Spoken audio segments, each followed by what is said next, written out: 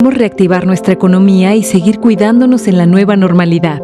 Conoce cómo funciona cada etapa. Cuando el semáforo de tu estado esté en color rojo, solo las actividades esenciales como la producción y venta de alimentos pueden trabajar con las medidas de prevención necesarias como la sana distancia y la sanitización. En naranja, se suman actividades no esenciales como hoteles y cines, pero solo a la mitad de su capacidad y siguiendo las medidas de prevención. Además, podremos acudir a los parques cuidando el 30% de capacidad. Si está en amarillo, las actividades no esenciales como restaurantes, hoteles y plazas podrán estar a un 60% de capacidad con las medidas de prevención.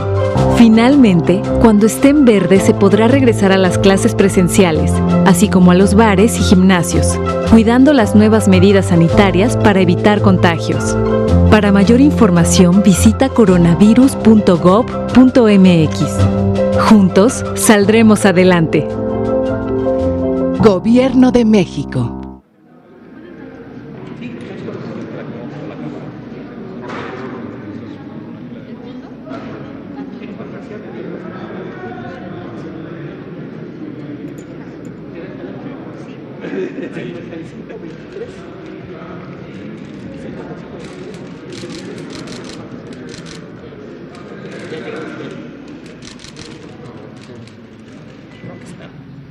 Buenas noches.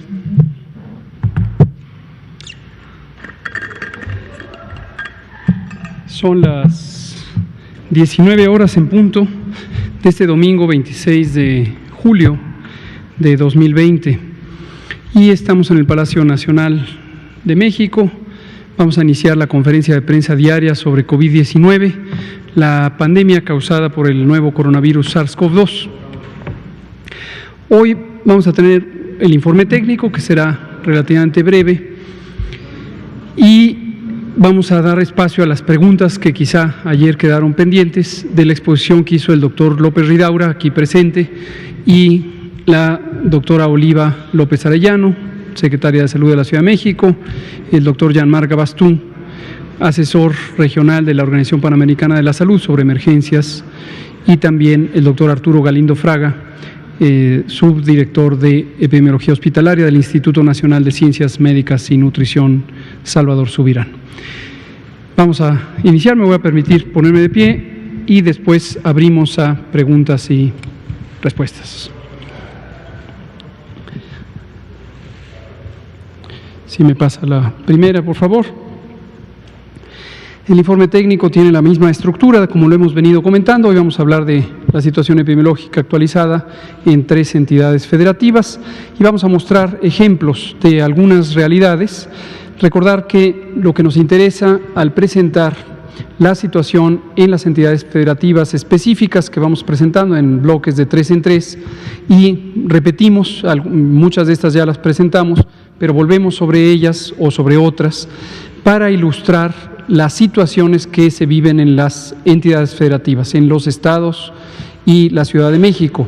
Y el propósito fundamental es que usted en su casa, usted en su lugar de trabajo, usted en el sitio donde pasa todos los días y está con su familia, tenga una noción clara de cuáles pueden ser, por un lado, los riesgos que podría enfrentar en términos de la epidemia de COVID y por el otro, cómo esta es una realidad cambiante. Vamos a mostrar hoy una situación que ilustra cómo el cambio en el estado epidémico, es decir, la cantidad de casos que se presentan cada día, que es uno de los indicadores directos, inmediatos, de qué tan intensa está la transmisión de la enfermedad o del virus que la causa, puede cambiar a lo largo del ciclo epidémico, a lo largo del periodo epidémico. Y esto lo digo en antelación a que veamos las curvas, ahorita lo comentaré, porque nos hemos dado cuenta que una expectativa general que quizá tiene una parte sustancial de la población es que las curvas epidémicas suben y enseguida bajan. Es decir, que a lo largo del tiempo la cantidad de casos que se presentan en un día dado o en una semana son mayores a los del día anterior hasta que se llega al famoso pico de la epidemia, es decir, un punto donde hay un máximo de casos nuevos que implican un máximo también en los contagios y que posteriormente vendrá una situación en la que los casos de hoy sean menores en número que los casos de ayer, es decir, que empiece a bajar y bajar y bajar.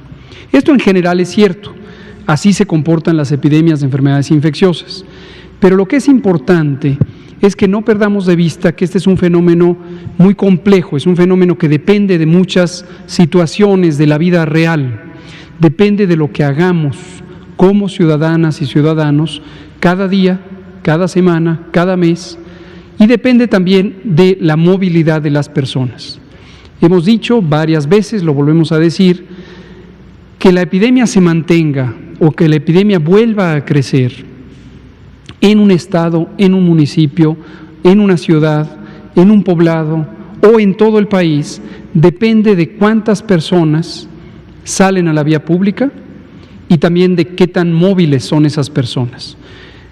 Da un resultado diferente tener una movilidad limitada, salir quizá a un sitio de trabajo, si es que el trabajo ya fue abierto porque es parte de una actividad esencial, y que esto esté relativamente cerca del domicilio y regresemos al domicilio.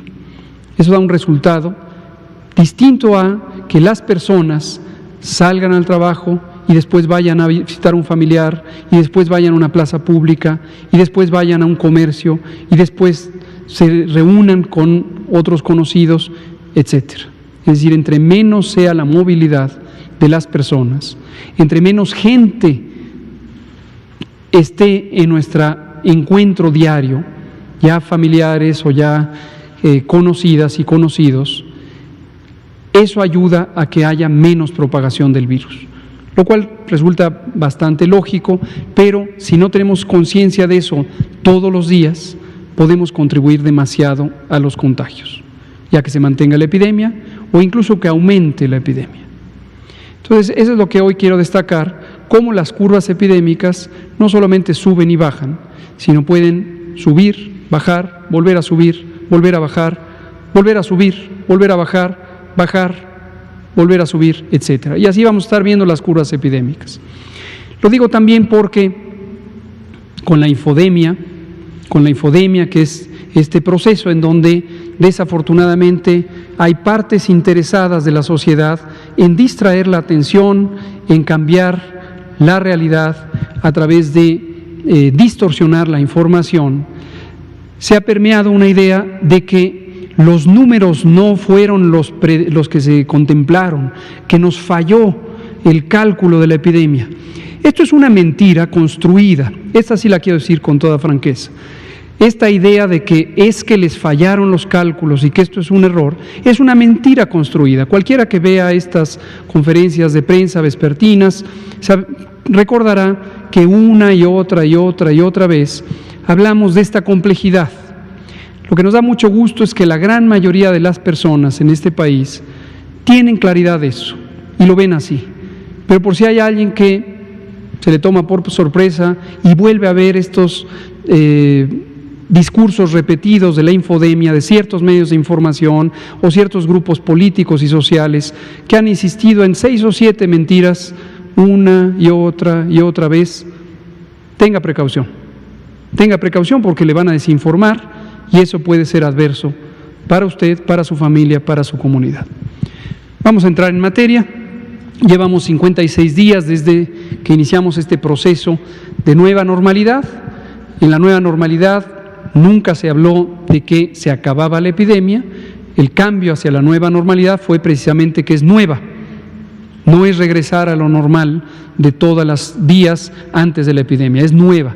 Y en esa novedad implica cambios de conducta, cambios de la manera en que interactuamos con otras personas en el espacio público, que deben ser aplicados en todos los casos y seguramente por un tiempo largo, muy largo, que nos permita ir desconfinando, ir saliendo a la vía pública de una manera ordenada, de una manera cautelosa, de una manera responsable y sobre todo de una manera solidaria, en la que cuando salimos a la vía pública estamos conscientes de que nos protegemos a nosotros mismos, pero también protegemos a otras personas.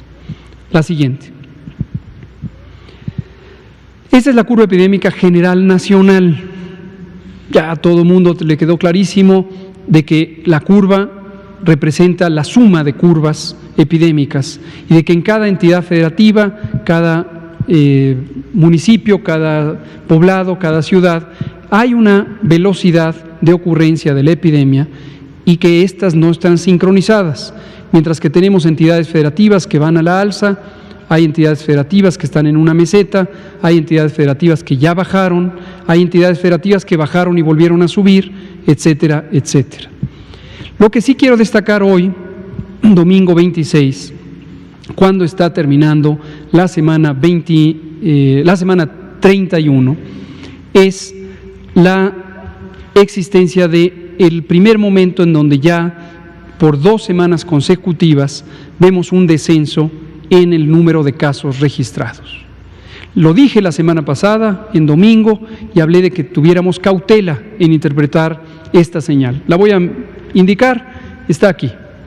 La semana pasada vimos este descenso entre la semana 27 y la semana 28, pero dijimos, con una semana no estamos totalmente tranquilos. Con 2 semanas es alentador ver ya un patrón de disminución del acontecer epidémico, medido e identificado por el número de casos que se presentan en una semana, que es menor al de la semana anterior.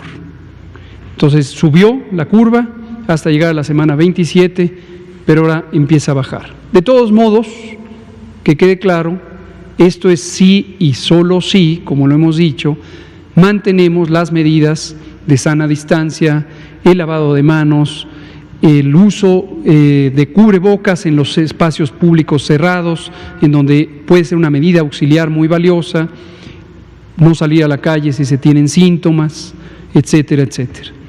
Pero ya es alentador ver 2 semanas consecutivas, estemos expectantes, no es en absoluto, que quede absolutamente claro, no es ninguna garantía de que esto se mantendrá así. Aquí no hay garantías, aquí lo que hay es realidades basadas en información objetiva.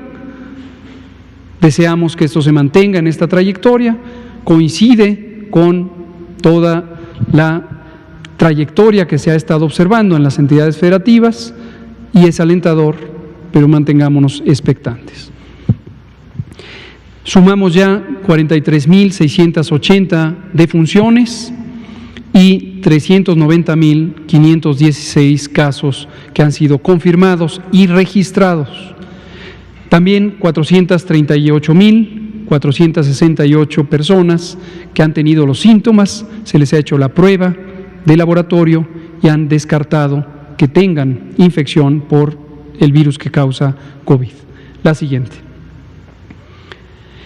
Ahora vemos la estimación. Recordar que en la primera gráfica tenemos los casos directamente notificados, que estas notificaciones proceden del Sistema Nacional de Salud, es decir, de todas las dependencias en las entidades federativas que proveen servicios de salud, mayormente por mucho en el sector público, y que los datos se concentran en cada estado y de cada estado se concentran en el nivel nacional. Los datos que aquí presentamos pertenecen al país, pertenecen a México, porque son generados por las personas profesionales de la salud que corresponde notificar esta situación. Y lo que vemos aquí es la estimación. Y recordar que en la estimación, que es esta línea azul claro, estamos sumando los casos confirmados más el porcentaje de los casos sospechosos que resultará positivo la prueba. Con esto nos permite anticiparnos al resultado objetivo constatable de la prueba con una aproximación que es bastante exacta porque el porcentaje de positivos se mide cada semana para cada uno de los estados y ese porcentaje se le aplica a la cantidad de personas registradas como sospechosas y entonces se llega al conjunto de los casos estimados. Pero vean aquí, en los casos estimados también tenemos naturalmente ya una segunda semana consecutiva de descenso. y al cierre de la semana tenemos ya esta reducción de menos 8%. Insisto, es una señal alentadora, corresponde con lo que hemos estado mencionando de la desaceleración de la epidemia. No ha acabado la epidemia, pero ojalá que esto se mantenga en la medida en que usted, todas las personas nos mantengamos atentos y siguiendo las distintas medidas de control sanitario que tienen que ver con COVID y atendiendo a las indicaciones que den las autoridades sanitarias estatales, que son las directamente responsables de que se cumplan las medidas sanitarias dispuestas por la Autoridad Sanitaria Federal y también de hacer las adaptaciones necesarias para que en el nivel local se cumpla con que las personas se mantengan en sana distancia. La recuperación sigue a la alza, veremos que conforme se mantenga por al menos 3 semanas consecutivas el descenso de los casos estimados, empezaremos a ver un descenso de los casos recuperados. Esto simplemente es por el tiempo promedio en que tardan en recuperarse las personas, es el tiempo en que acaba de terminar la situación de enfermedad. 51.612 personas que han sido confirmadas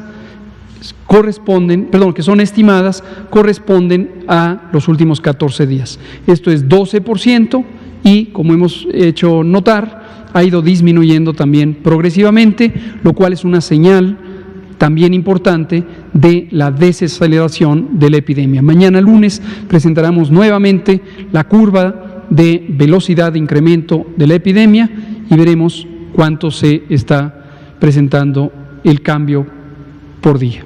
La siguiente. Finalmente, en el panorama nacional, la ocupación hospitalaria. Recordamos, en domingo que tenemos un poquito más de tiempo, retomamos sobre esto. Los 2 objetivos fundamentales del control epidémico para una pandemia de esta naturaleza y que fueron contemplados desde hace muchos años en los planes de preparación pandémica, originalmente para influenza, que es un modelo muy tradicional de este tipo de fenómenos inconmensurables, fenómenos masivos de acontecer epidémico. Los 2 objetivos son reducir la velocidad de contagios y lograr lo que en innumerables ocasiones hemos mostrado con evidencia, que es el aplanamiento de la curva. En vez de tener una epidemia explosiva como se tuvo en varios países, principalmente en Europa Occidental, en México no ocurrió eso. En México ocurrió una velocidad más lenta de contagios y por lo tanto no se rebasó la capacidad hospitalaria. Sin embargo, el segundo objetivo es expandir la capacidad hospitalaria precisamente para que en todo momento el número de casos que se presentan por día sea menor a la cantidad de camas disponibles, de espacios disponibles para atención. Y hemos logrado este objetivo a lo largo de todos estos meses. Tenemos 47% de ocupación, por lo tanto, el remanente 53% está disponible. Esto es un promedio nacional. Noten que hemos ido aumentando el número de camas, ahorita tenemos 29.881, si ustedes revisan esta misma gráfica a lo largo del tiempo, verán que se han ido aumentando las camas y esto es la reconversión hospitalaria. Cuando lo vemos por entidad federativa, vemos cómo varía en el tiempo la representación que tiene cada estado de acuerdo a el acontecer epidémico local. Hay algunas entidades federativas, Nuevo León, por ejemplo, que están justamente en la fase de crecimiento rápido de su epidemia y han tenido ya una ocupación hospitalaria de 77%. Tabasco, que había llegado a una ocupación importante, que nos dejaba tan solo 20 o 21% de disponibilidad, ya logramos expandir la capacidad, esto en mucho por el trabajo muy dedicado que hizo el gobierno de Tabasco y luego el apoyo que brindamos todas las instituciones de salud federales. Y logramos esta ampliación, ahorita tenemos 27% de disponibilidad, luego están Nayarit, Coahuila, Colima, etcétera, las entidades que se ven en el orden mencionado. La siguiente. Respecto a las camas específicamente dedicadas a personas críticamente enfermas, lo equivalente de las terapias intensivas, a nivel nacional existe una disponibilidad de 61%, 6 de cada 10 camas existentes están disponibles, hay 10.018, y en el orden de presentación de los estados es un poco semejante: Nuevo León, Tabasco, Puebla, Baja California, etc. Los porcentajes están aquí indicados. La siguiente. Entremos en los ejemplos de 3 entidades federativas. El primero va a ser Chihuahua. Y aquí aprovecho para comentar una noticia muy triste. Hoy falleció el doctor Jesús Enrique Grajeda Herrera, quien fuera el secretario de Salud del estado de Chihuahua. Un médico muy talentoso, muy dedicado, muy comprometido, muy profesional, y además una persona muy amigable. Desde que lo conocimos al inicio de este sexenio, siempre nos dio la impresión de ser una persona con un gran acercamiento humano, además de sus grandes capacidades como funcionario y como médico, lo cual era fácilmente constatable. Nos consterna mucho y mandamos nuestro sentimiento de condolencias a su familia. Lo expresamos esta misma mañana cuando nos enteramos de ello a través del gobernador Javier Corral y la subsecretaria Mirna Beltrán, pero lo lamentamos mucho. Desafortunadamente él es una víctima de COVID, y así como ha habido 42,000 personas en la misma situación. Nuestro pésame para la familia del doctor Grajeda. Vamos a comentar la situación de Chihuahua, que ilustra precisamente lo que relataba yo hace un rato. Tenemos una primera ascenso de la epidemia que se proyectó hasta la semana 20, después tuvimos un descenso progresivo durante 4 semanas consecutivas, y después hemos tenido una zona de ascenso. ¿Cuál es la explicación de esto? Lo que hemos dicho para todo el país y que ha ocurrido en todo el mundo: en el momento en que hay desconfinamiento, tenemos el riesgo, todos es un riesgo social, de que exista un repunte de la epidemia. Y hemos dicho que este riesgo inescapablemente lo tenemos que correr. ¿Por qué razón? Porque aunque uno podría desearlo en términos del manejo de la epidemia, en términos de la reducción de contagios, no puede estar el país o un estado o un municipio perpetuamente cerrado. Esto tiene importantísimas consecuencias económicas y sociales que no son menores. Pueden afectar gravemente y a veces de manera irreversible las capacidades económicas y sociales de las localidades, las regiones, los municipios. Entonces, es un riesgo que se corre, y esto es una señal esperable. Y aquí también es importante que la sociedad tenga claro que este fenómeno lo vamos a estar viendo en muchas entidades federativas, posiblemente en todas, así como se ha visto en muchos países, posiblemente en todos. Lo importante aquí es que se reaccione de manera oportuna, como lo ha hecho el gobierno de Chihuahua. Lo sabemos, lo ha hecho el gobierno de Chihuahua, y entonces estos repuntes, que no se pierda el control, que en un momento dado estos repuntes empiecen a entrar en control y progresivamente veamos un retorno hacia el descenso en el número diario de casos. ¿Cuántas veces puede pasar esto? No se puede predecir. Puede pasar 1, 2, 5, 6, 7 veces. Así va a ser el proceso de la epidemia durante el desconfinamiento. Así. Vamos a ver la siguiente, que incorpora, en Chihuahua, perdón si me regresan tantito, en Chihuahua casos confirmados son casi 4,860 y defunciones, siempre todas muy lamentables, 850. La siguiente. Veamos ahora la estimación, nos muestra lo mismo, nos muestra la misma señal, y desde luego las recuperaciones tienen también un patrón que le acompaña. Noten aquí lo que hemos mencionado muchas veces, este cambio de 15 días aproximadamente, son 2 semanas, en donde vemos cuando ya empiezan a bajar los casos, 15 días después empiezan a bajar las recuperaciones. Cuando empiezan a subir los casos, 15 días después, obviamente empiezan a subir las recuperaciones. Entonces, este es un patrón que vamos a estar viendo en varias entidades federativas. Veamos otro patrón diferente, la siguiente. Noten, sin embargo, que Chihuahua tiene 9% de los casos estimados que son más recientes, de los últimos 14 días. Esta es una señal que, como hemos dicho y seguimos diciendo, también vigilamos de manera directa porque nos habla de la velocidad de ocurrencia de la epidemia, este 9%. La siguiente. Heterogeneidad, es decir, variabilidad entre los municipios, no están aquí todos, desde luego, pero ponemos algunos ilustrativos de estas tendencias. Vemos Delicias y Nuevo Casas Grandes que tienen todavía un momento de progresión. Vemos Cuauhtémoc y Chihuahua que tienen también una progresión de ascenso, pero menos pronunciada que lo que tiene Delicias, y en cambio Juárez e Hidalgo del Parral subieron, bajaron, volvieron a subir, pero no lo han hecho con la misma intensidad. Estos son comparables. ¿Por qué son comparables? Porque lo que tenemos aquí es la incidencia.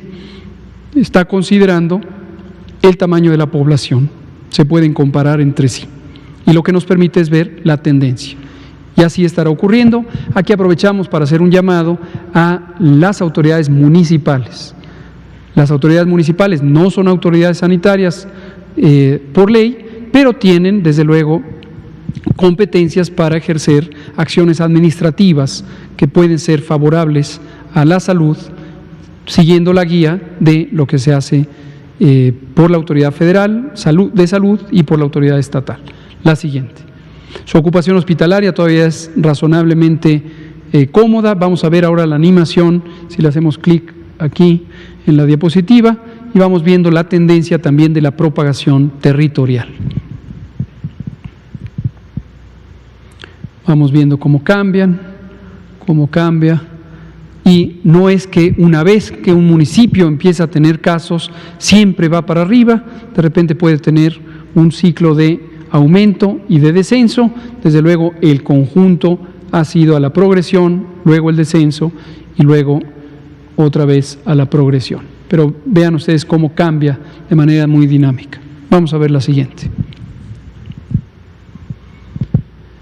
Aquí tenemos Durango. Aquí vemos un patrón diferente que es más parecido a lo que han tenido en su primer ciclo epidémico las entidades federativas. Tenemos un ascenso lento. Durango tardó en entrar en la parte de progresión. Entre otras cosas, tiene que ver con la semana de inicio. Algunas entidades federativas iniciaron su epidemia cerca de 2 a 4 semanas después de que inició la Jornada Nacional de Sana Distancia. Entonces se beneficiaron en ese sentido de entrar sincrónicas estas entidades federativas con las actividades generales. Y eso hizo más lenta la epidemia. Es el caso también de Nuevo León y de Jalisco. Posteriormente entró, como es inevitable entrar, en un periodo de progresión de la epidemia y ha estado en un proceso de meseta. Vemos ya a lo largo de estas semanas, con una pequeña variación en la semana 27, que también hay 3 semanas consecutivas de descenso, y vamos a ver si esta tendencia se sostiene. Pareciera ser ya consistente. La siguiente, por favor. Cuando vemos la estimación, vemos que ya ha disminuido en esas 3 semanas que mencioné, son 4, de hecho ya si consideramos hasta la 29, sin embargo, su porcentaje de casos estimados de los últimos 14 días es de 16%. Entonces, aquí hay una señal sobre la velocidad de ocurrencia de la epidemia que también es importante tomar en cuenta para interpretar la probabilidad de que este descenso se mantenga de manera sostenida. La siguiente, por favor. Por municipio, vemos Gómez Palacio, Lerdo y el municipio capital de Durango tienen la tendencia todavía ascendente hasta la semana 26, posteriormente el descenso, y por su parte estos otros 3, Pueblo Nuevo, Santiago y Mezquital, con un crecimiento más lento. Insisto, comparables porque estamos considerando la incidencia. La siguiente, por favor. Veamos la animación, hacemos clic aquí y veamos cómo se ha ido comportando la epidemia. Ahí empezó en la capital, casi todos los estados empezaron en su municipio capital, después otros que son colindantes con estados que en su momento tenían actividad epidémica también y han ido creciendo. No es tampoco la colindancia con otras entidades federativas que tuvieran una actividad importante necesariamente el único factor que lleva a que se presenten casos. Esto depende mucho de la movilidad de las personas entre estados y esta a su vez de las relaciones económicas y sociales entre las entidades federativas. Vamos a ver el último caso, la siguiente. Sinaloa. Con Sinaloa tenemos señales muy alentadoras, ya lo hemos dicho también, por el periodo ya largo de descenso que se ha presentado. Vemos también que iniciaron su periodo, que fue relativamente lento respecto a otros estados. Esto también es producto de las actividades muy consistentes que se ejecutaron durante la Jornada Nacional de Sana Distancia y posterior al final de ella vemos que llegaron a un ACME en la semana 23 y 1, 2, 3, 4, 5, 6 semanas consecutivas de descenso. Existen desde luego algunas variaciones, pero en general 6 semanas de descenso que en la siguiente diapositiva lo podemos ver más claramente en la estimación de casos. Desde aquí, descenso, descenso, descenso. En el último tramo de la última semana, 28 a 29, es menos 32%. Y vean ustedes lo consistente que son los datos. 6% es el porcentaje de casos de los últimos 14 días. Otra de las cosas que es importante también que la sociedad vea es la consistencia de la información epidemiológica. Por eso estos aspectos de la infodemia que se han concentrado en algunos caprichos, distractores, mal interpretados, sin un fundamento científico y posiblemente siguiendo más una agenda de distracción que un interés de comunicar a la sociedad, aquí lo podemos ver, es muy consistente. La epidemiología tiene unos métodos que nos permiten ver la consistencia de la relación entre las señales. La movilidad con la reducción de contagios, la reducción de contagios con el aplanamiento de la curva, el aplanamiento de la curva con la ocupación hospitalaria y la velocidad de cambio en la epidemia con esta medida de los casos de los últimos 14 días. La siguiente, por favor. Finalmente aquí vemos otra variante en donde tenemos un municipio con la principal contribución que fue Guasave en términos de la incidencia, no del número de casos, ojo, pero sí de la incidencia y que también tiene la tendencia a la baja y otros todavía con una tendencia de crecimiento lento, pero crecimiento, pero que compensan desde luego por esta reducción tan sustancial. Me parece que es la última. ¿Qué más? El mapa, gracias.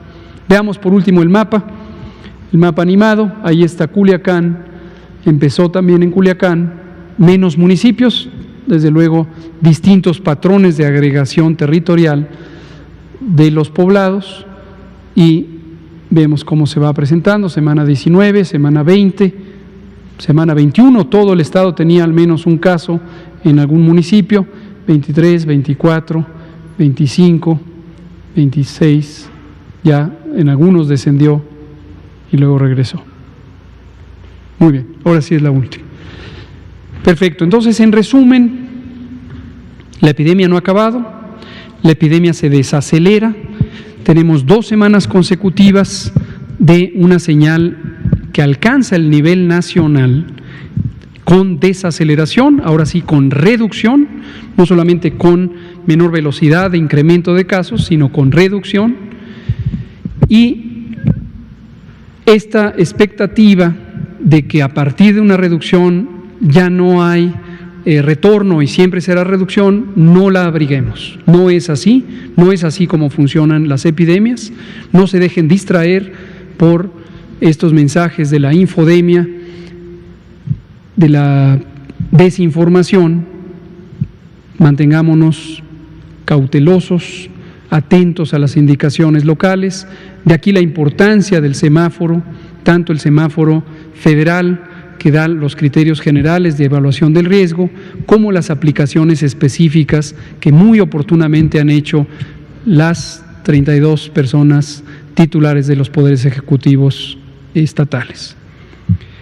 Vamos entonces a abrir a preguntas y respuestas. Si hubiera preguntas sobre el tema de ayer, con mucho gusto las abordamos. Por eso es un gran gusto que hoy esté con nosotros el doctor López Ridaura, pero también sobre otros temas que consideren pertinentes. Por favor. Buenas noches, Héctor García, de Diario Basta y Grupo Cantón. Subsecretario, precisamente usted estaba hablando del desconfinamiento. Primero fue la Ciudad de México y luego el Estado de México, que pasaron del color rojo a color naranja. Y precisamente la jefa de gobierno señala que hay riesgo en la Ciudad de México de retornar al color rojo porque no está segura de que pudo haber sido por la apertura de las áreas económicas. En este sentido, le quiero preguntar cuál es su diagnóstico y si es sugerible, recomendable que se restrinjan más que haya más restricciones a la ciudadanía, porque pues mucha gente que, aunque es trabajo, otras pues de plano no tienen nada que hacer y eso es pues ya ha incrementado el número de contagios.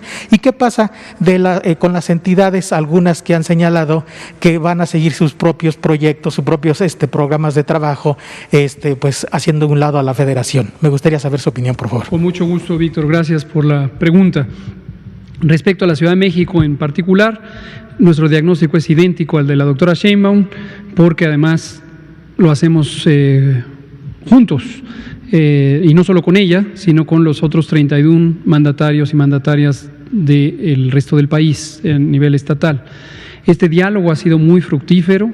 La semana pasada, lo relatamos, tuvimos una conversación específica con el nuevo presidente de la Conferencia Nacional de Gobernadores, el gobernador Juan Manuel Carreras de San Luis Potosí y el gobernador Mauricio Vila de Yucatán, quien además es el presidente de la Comisión de Salud de la CONAGO. Cada vez que tenemos estas conversaciones salimos muy reconfortados de constatar el gran sentido de responsabilidad que tienen los mandatarios estatales y la mandataria de Sonora y la jefa de gobierno de la Ciudad de México.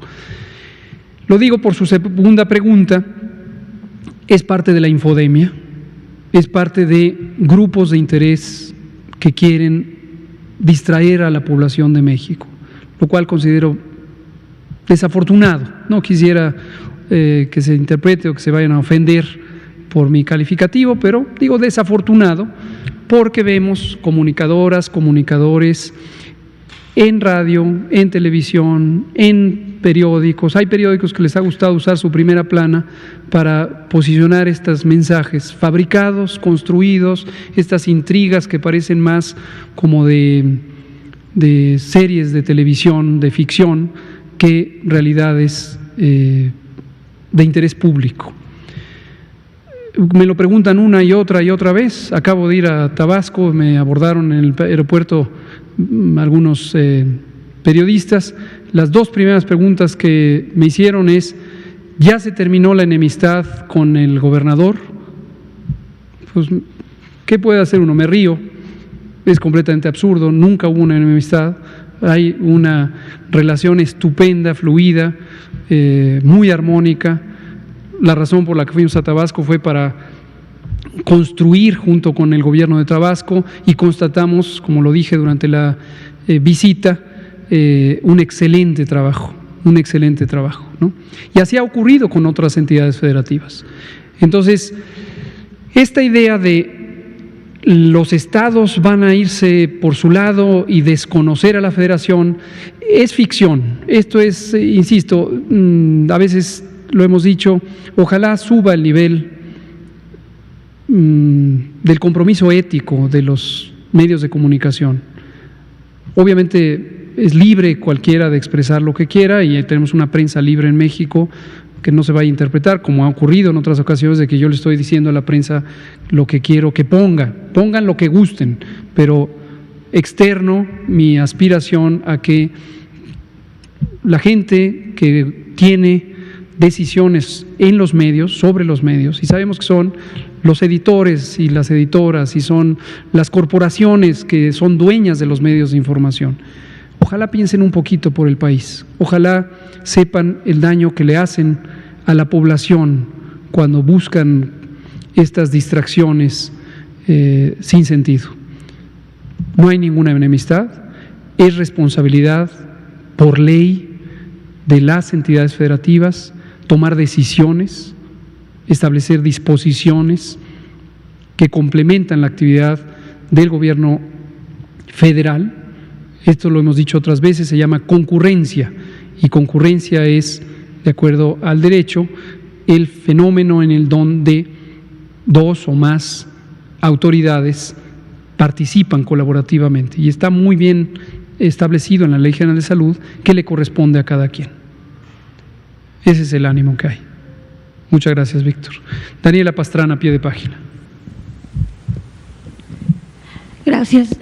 Buenas noches. Tengo tres preguntas. Una, hace unos días publicamos una entrevista con un neuropsiquiatra, Jesús Ramírez Bermúdez, que tiene un libro sobre depresión, y lo que nos decía es que en el siguiente momento de la pandemia, pues una de las grandes afecciones va a ser la depresión, trastornos mentales, y que pues generalmente eso es invisible para los gobiernos y en general para la sociedad, ¿no?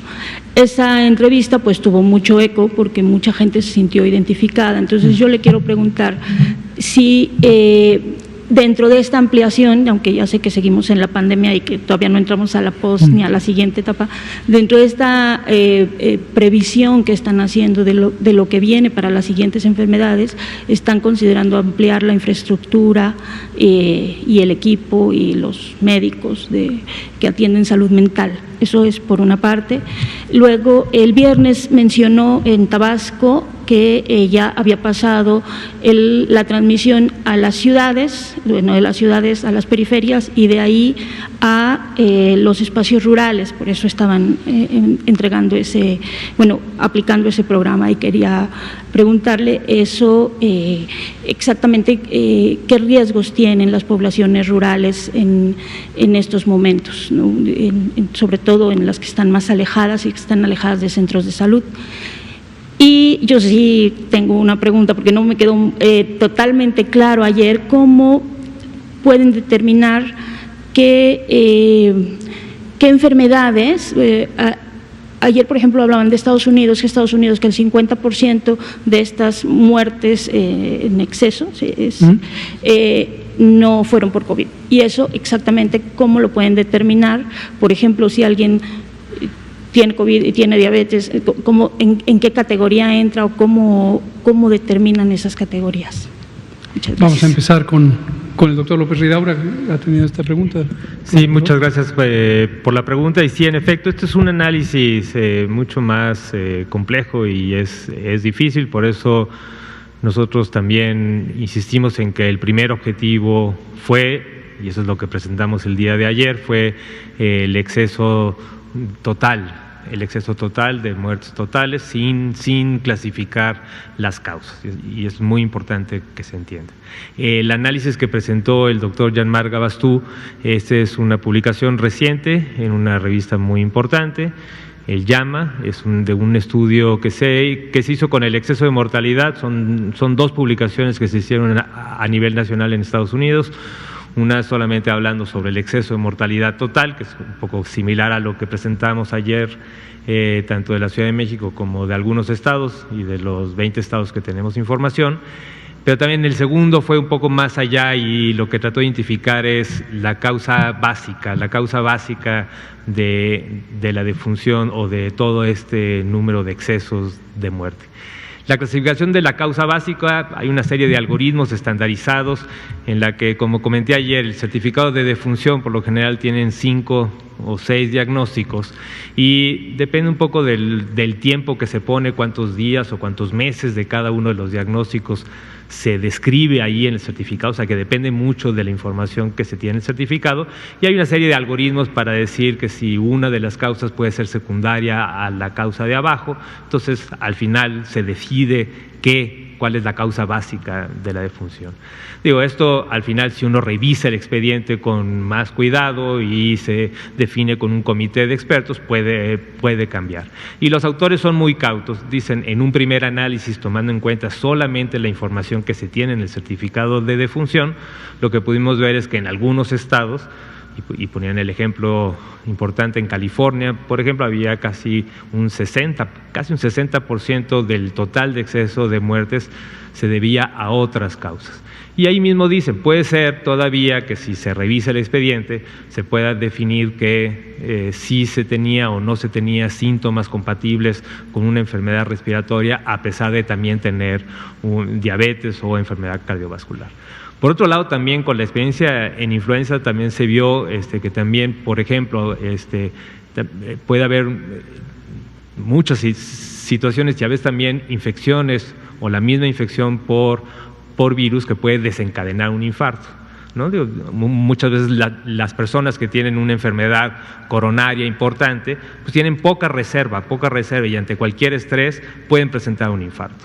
Entonces, al final, la causa directa de muerte es el infarto, pero ¿qué ocasionó este estrés, esta reserva, que se le pidió más al cuerpo? Pues puede ser una infección. Entonces, por eso tampoco es fácil poder definir. Y un poco lo que hemos sugerido, y también se ha sugerido en toda la literatura internacional, es poder hacer esta dictaminación con mucho más cautela, por eso tenemos los comités estatales que van a estar revisando expedientes, hay un comité nacional de adjudicación dentro del sistema de vigilancia, y yo creo que una vez cerrando el año y posteriormente vamos a poder ir definiendo las causas básicas de cada una de las defunciones que sucedieron en el 2020. Gracias, doctor López Ridaura. Sobre las otras dos preguntas, salud mental. Sí, efectivamente, no es sorpresa, no conozco a este doctor que menciona, pero qué bueno que se suma al llamado que hemos hecho desde el gobierno. No sé si a otros gobiernos, como él lo menciona, se les olvida el tema de salud mental, a nosotros no. Y no se nos ha olvidado porque es una de nuestras prioridades antes de COVID. Arrancamos esta administración en el sector salud, en la Secretaría de Salud, dejando muy claro la conciencia del abandono en el que estuvo la capacidad institucional para atender, tanto prevenir como atender, como rehabilitar a personas con trastornos de salud mental. Hay tres grandes conglomerados de trastornos que tienen un papel importantísimo en la sociedad mexicana. Uno son los trastornos depresivos, que tienen múltiples variantes, otros son los trastornos de ansiedad, que tienen múltiples variantes, y también las adicciones. Y recordarán ustedes que desde el año pasado iniciamos la Estrategia Nacional de Prevención de Adicciones, Juntos por la Paz, que dio un giro de 180 grados respecto a lo que tradicionalmente se había hecho en adicciones en México, que tenía una orientación más de seguridad pública y de persecución de la oferta de sustancias psicoactivas, adictivas, y no se había considerado la parte de la demanda, es decir, quién la consume y por qué la consume y cómo se engancha en ella, particularmente las juventudes. Esta Estrategia Nacional EMPA no ha terminado, no ha parado. Desde luego ahorita con el COVID tiene otras orientaciones, pero sigue vigente el grupo de trabajo y estamos esperando que la movilidad en el espacio público nos permita ya continuar con los distintos esfuerzos. Respecto a otros elementos de la salud mental, también identificamos en el diagnóstico previo a entrar al gobierno que uno de los estorbos tan grandes era la fragmentación del esfuerzo. En la Secretaría de Salud existe todavía una Dirección General de Servicios de Atención Psiquiátrica, que es responsable de 3 hospitales psiquiátricos federales que están en la Ciudad de México, hospitales grandes, y la zona metropolitana, de 3 centros comunitarios, y ese es un elemento, con una perspectiva de la salud mental más orientada a modelos tradicionales, por llamarles de algún lado, de hospitalización y atención hospitalaria. Tenemos el Secretariado Técnico del Consejo Nacional de Salud Mental, que había estado, podríamos decir, casi 22 años a la deriva, sin un modelo claro de operación y sin un funcionamiento efectivo, pero además en completa separación respecto a los servicios de atención psiquiátrica y respecto también al Instituto Nacional de Psiquiatría, que es parte de los Institutos Nacionales de Salud. Y teníamos por un tercer lado la CONADIC, la Comisión Nacional contra las Adicciones. Ahora estamos trabajando todo esto juntos, es una sola entidad, todavía no tiene una formalización jurídica por el cambio en el reglamento interior de la Secretaría de Salud de lo que será, que es la Comisión Nacional de Salud Mental y Adicciones.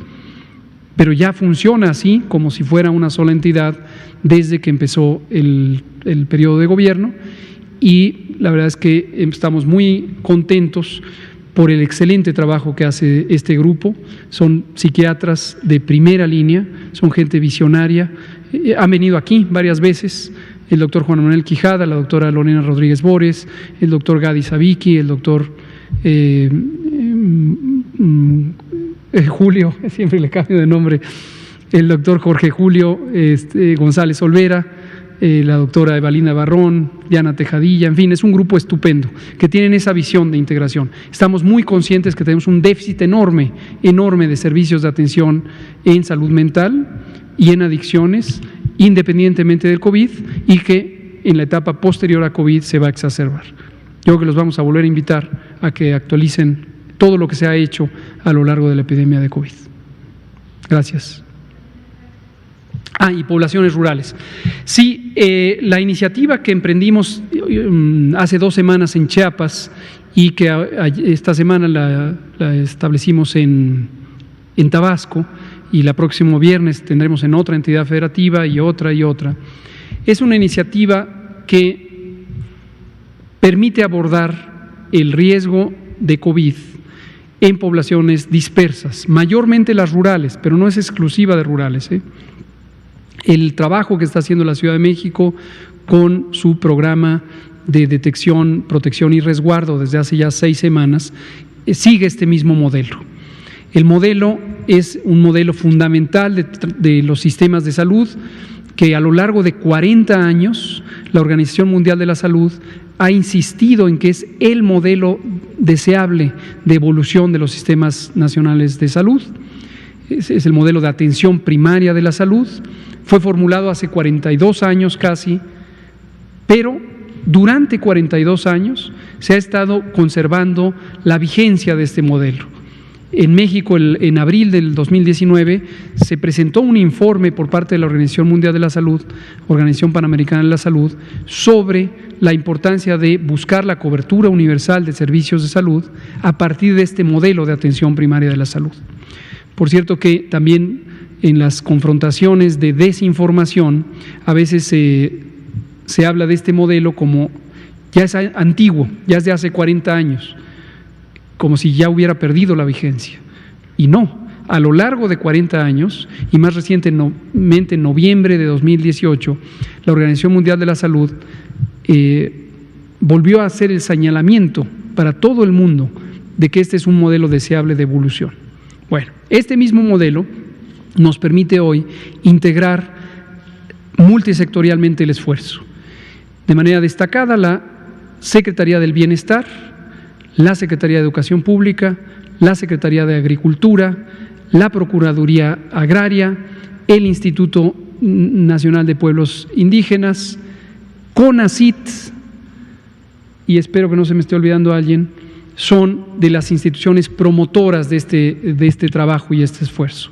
Y la idea es bajar hasta el territorio, donde están las comunidades y enfrentan necesidades, barreras de acceso a los servicios, no solo de salud, sino del bienestar, para que junto con los gobiernos estatales, los gobiernos municipales y las comunidades, las autoridades comunitarias o las organizaciones comunitarias, podamos hacer realidad que la identificación temprana de riesgos, la detección de personas enfermas de COVID, el monitoreo de estas personas en su sitio de residencia, la canalización temprana para su atención, la mitigación de daños y de riesgos, la continuidad de los servicios de salud en general y los servicios de salud pública y, muy importantemente, que esto permita la continuidad de los servicios de salud posterior a COVID a partir de este modelo de trabajo comunitario. Entonces lo seguiremos trabajando porque es obvio que las comunidades dispersas, mayormente las rurales y con mayor razón las comunidades indígenas, históricamente han sido abandonadas y se les ha negligido de servicios sociales que son indispensables para satisfacer derechos sociales, incluido el de la salud, el del agua, el de una alimentación saludable. Y estamos promoviendo el establecimiento de comités comunitarios de salud, agua y alimentación, precisamente porque son pilares del bienestar que queremos cimentar ahorita durante COVID y mantener posteriormente. Gracias, Daniela. Por favor, la compañera. Buenas noches, Otilia Carvajal de La Razón. En el informe del exceso de mortalidad que se presentó ayer no se incluyeron 2 entidades federativas y mencionaron que hay evidencia de que hay un subregistro, aunque no necesariamente en este momento de la epidemia. Si pudieran ampliarnos por qué no se contemplaron y si se van a incorporar en los siguientes reportes. Y también quiero saber si con este nuevo esquema de la presentación de datos que han manejado estas últimas semanas se van a volver a actualizar otros datos como los contagios y defunciones del personal de salud. Gracias. Muchas gracias. Le contesto rápido la segunda. Lo hemos dicho muchas veces, pero con mucho gusto lo vuelvo a comentar. Todos los datos que hemos presentado aquí y que han sido de interés público, los seguimos presentando. Les suplico, revisen el portal coronavirus.gov.mx, hay una sección específica de información, hay una de datos donde están las bases de datos completas de datos abiertos, pero también tenemos los informes técnicos de todas las distintas cosas que hemos presentado aquí. Entonces sí, por supuesto que los seguiremos presentando y hay temas que periódicamente hay que actualizar y los presentaremos aquí. Sobre el otro, le pido al experto que lo comente. Sí, muchas gracias. En efecto, el reporte que presentamos ayer solamente incluyó de 20 estados y hay 2 estados que aún estamos trabajando. Cuando hablamos de su registro, lo que tratamos de explicar ayer es que esta es una información que viene de las actas de defunción, de los registros civiles. Y estos registros civiles dependen de las entidades federativas.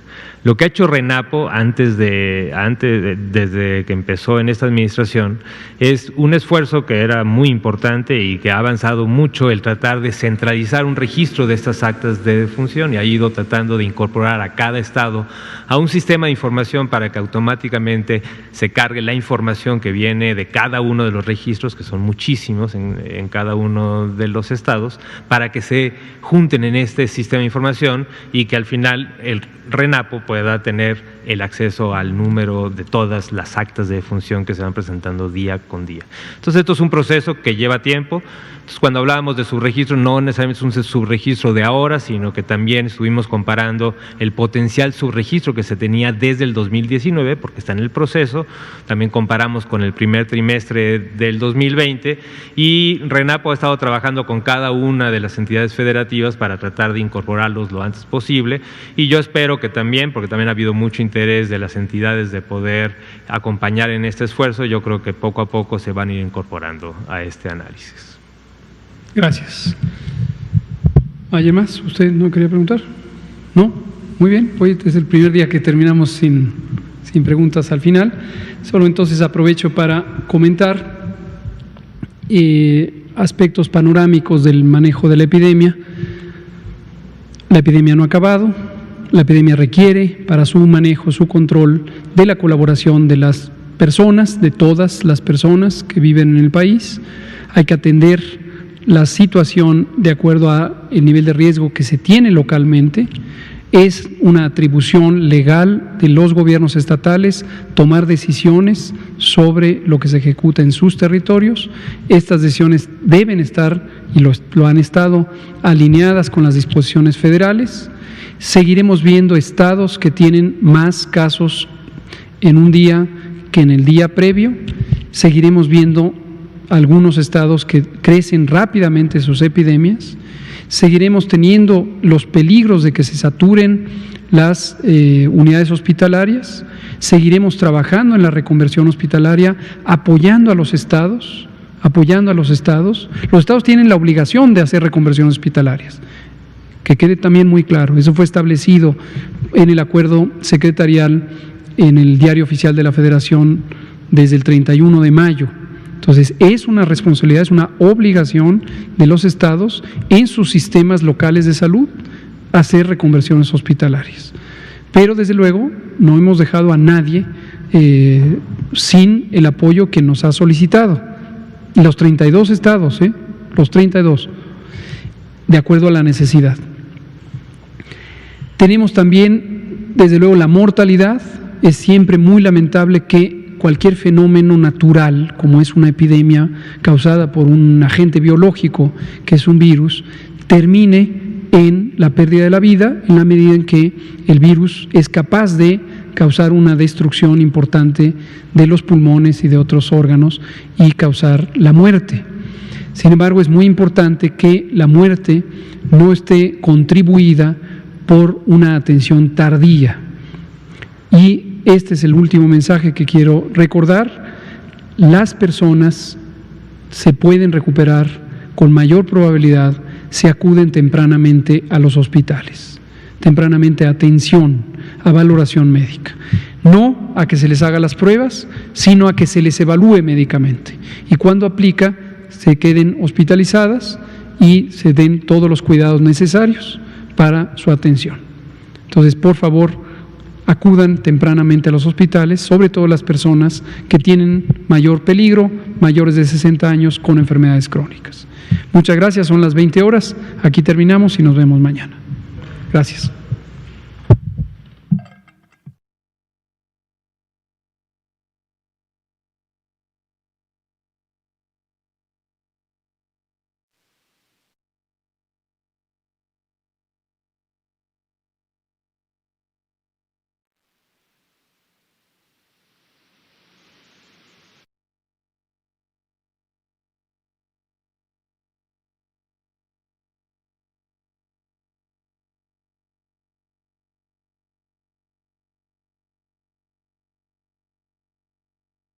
Los mexicanos somos como las montañas de nuestro país.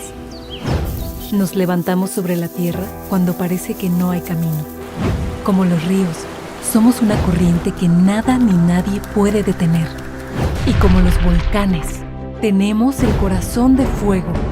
Por eso, cuando el mal tiempo pase, seguiremos de pie, demostrando las veces que sean necesarias que nada nos detiene.